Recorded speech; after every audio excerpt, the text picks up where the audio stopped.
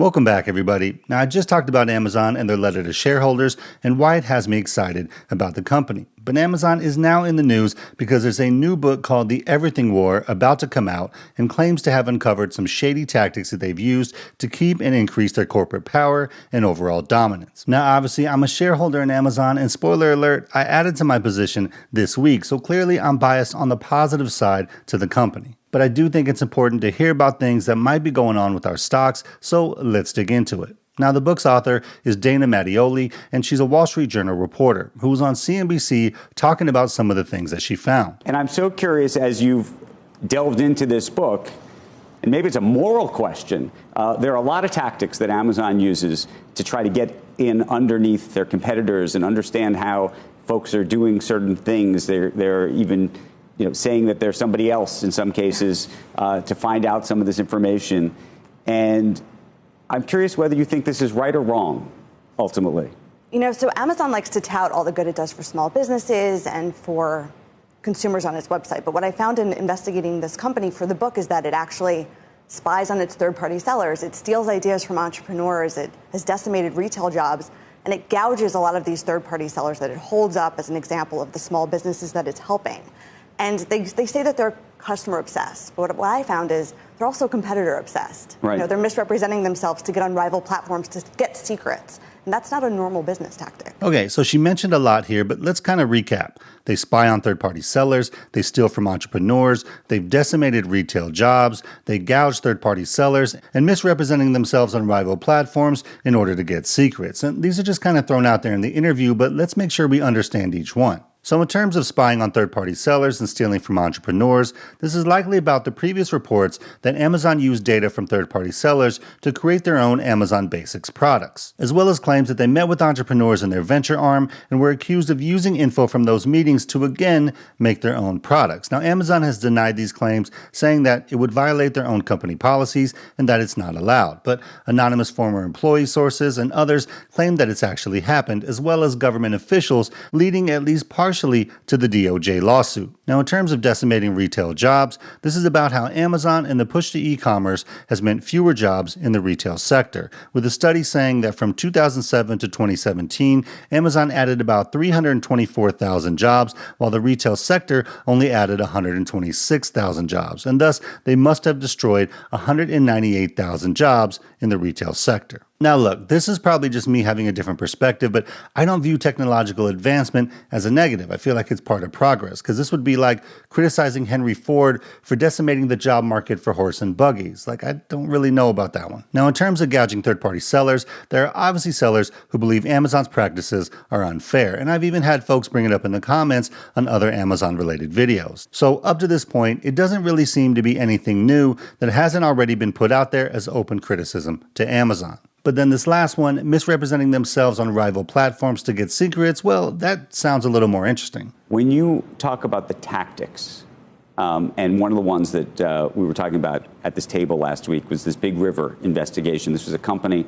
effectively made-up company, to try to pretend that they weren't Amazon so they could go on to platforms like Walmart and others to try to sell products on them effectively so they could understand what's going on behind the scenes, right?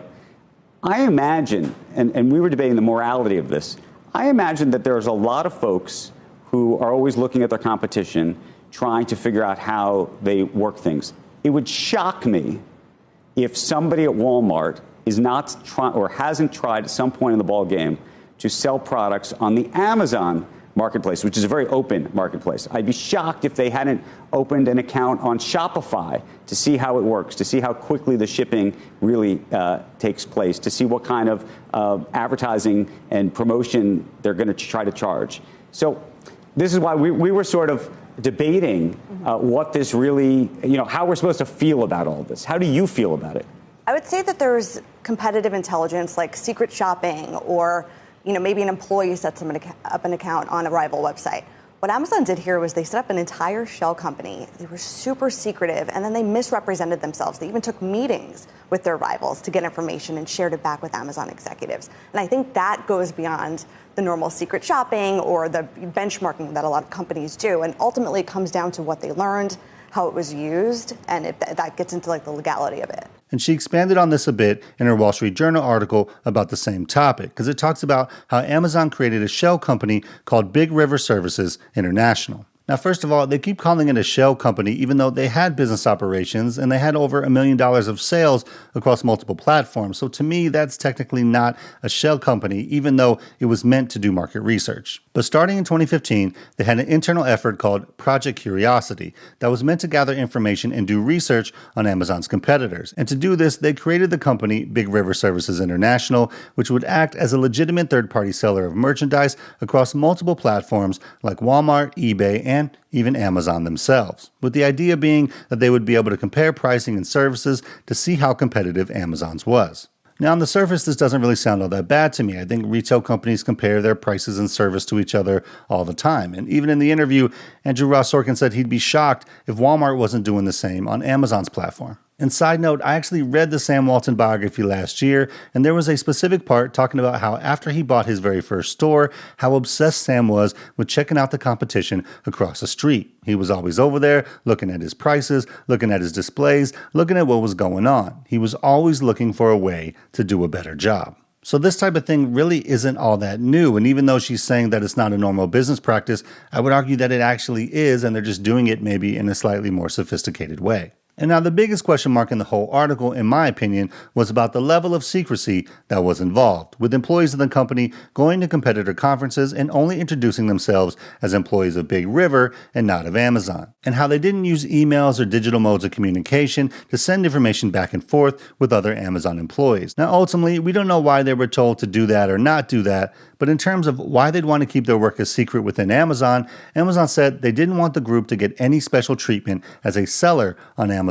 And to me, this actually makes sense, and it would make sense on rival platforms as well. You want the full small business seller experience, so you can't really tell them that you're working for Amazon. But in general, the article goes on to talk about meetings they had with FedEx, about fulfillment services of their products, as well as the investigative signs of corporate documents and LinkedIn profiles that showed the employees of Big River were in fact Amazon employees. But at the end of the day, Amazon is simply saying, yes, we did this. It's our benchmarking team doing competitor research, which is a normal practice, and we're sure that our competitors are doing the exact same thing selling on Amazon. And for me personally, this is where I landed on it. I'm not really sure why this is a big deal. They're acting like it's some shady covert thing, but it's a business that's operating as a third-party seller, selling actual products across multiple platforms and gathering information for Amazon to tell whether or not their service is competitive or not.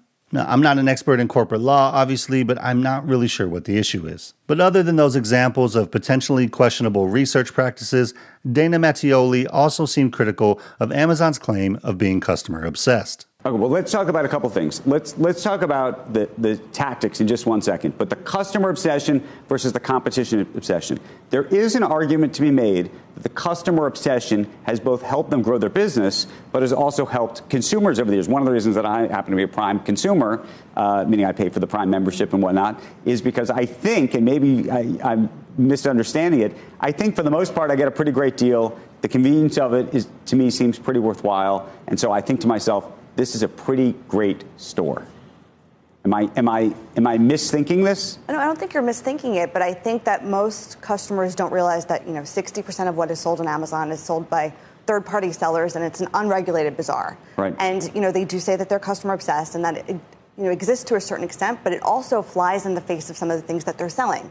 Things like carbon monoxide detectors that don't detect carbon monoxide, or children's toys with lead in them. If you are so customer obsessed, why would you be selling items like that? So again, these seem like weirdly specific examples that don't really connect to the original criticism, at least in my opinion. Because what she's talking about is two stories from last year where toys being sold on Amazon were found to contain lead paint, as well as carbon monoxide detectors that didn't actually work. And of course, Amazon is a very large marketplace that allows just about anybody to sell. So there's going to be the chance that something being sold may or may not meet certain standards, especially if they're a third-party seller. But you can easily do a Google search and see that Walmart and Target had toys with lead-based paint a few years back as well, so this isn't a Amazon-specific issue.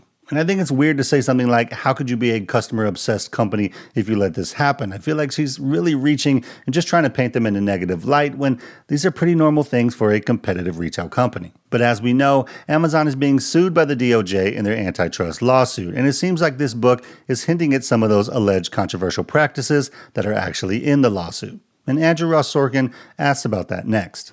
Underneath this whole book, I think, is a bit of a Lena Khan question, which is, frankly, what should happen to this company? Is this company good for society, bad for society?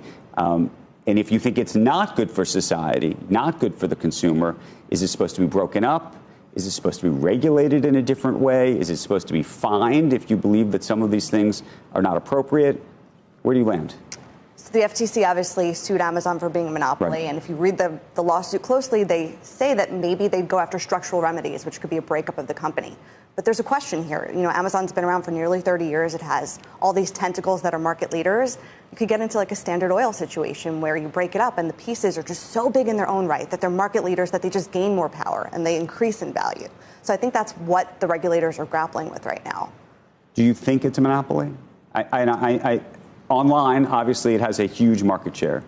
But the question is, are we supposed to define it strictly as online? Are we supposed to define it as retail writ large? Right. I don't know if it's a monopoly in the legal terms, but I would say that they definitely resort to some business tactics and they have their finger on the scale in a lot of ways. And you see that in a lot of examples in the book. Right. And so in general, she's not really answering the question here. And it kind of brings me to my overall view and opinion of this story. Now, I'm sure Amazon has done some pretty aggressive things, and there's no question they're going to do what they have to do to keep their competitive advantage and make their marketplace as profitable as it can be, which is going to irritate and annoy third-party sellers. But there's nothing in these examples that, to me, sounds illegal or even questionable. It sounds more like people trying to paint the picture of big bad Amazon and uncovering some scandalous secret when it's closer to normal benchmarking and research tactics that they try to keep as independent as possible. And so, to me, this seems mostly about a person trying to sell some books and make a name for themselves as an investigative journalist as opposed to any real wrongdoing on Amazon's part. And even Andrew Ross Sorkin was like, we debated this. Is this even a problem? And even in the comments, it's like, what is this? This is normal behavior. And I'm sure that Walmart and others are selling things on Amazon or having people do it to understand their offering, their pricing, and all of that. It's an open platform, and that's kind of the point. She talked about how they took meetings with other companies to get info, specifically with FedEx, to get information on their fulfillment service and pricing, etc., as if it was a bad thing. But that's just like any normal business would if they were going to start using a service provider. Now, whether they identify themselves as Amazon employees or not, shouldn't even matter. So to me, this is much ado about nothing. It's more about someone promoting their book and not really anything juicy or scandalous that Amazon is doing wrong. Now, as for me, obviously I'm an Amazon shareholder and a very satisfied Prime customer since 2015. And Prime is probably the last subscription that we would ever cancel because of how much value and convenience we get from it. So clearly I'm biased on the positive side for Amazon, but even then, I just don't see anything in this story that worries me or makes me think that they actually did anything wrong. But that's just me. So what do you guys think about this story? Is Amazon actually doing some shady stuff that you're worried about, or is it much to do about nothing? Now, if you want to see what the biggest takeaway I got from Amazon's recent letter to shareholders, click on this video right here. Hope you guys have a great day out there. Financial independence is true freedom, so keep building and stacking wins, and I'll see you on the next one. Peace.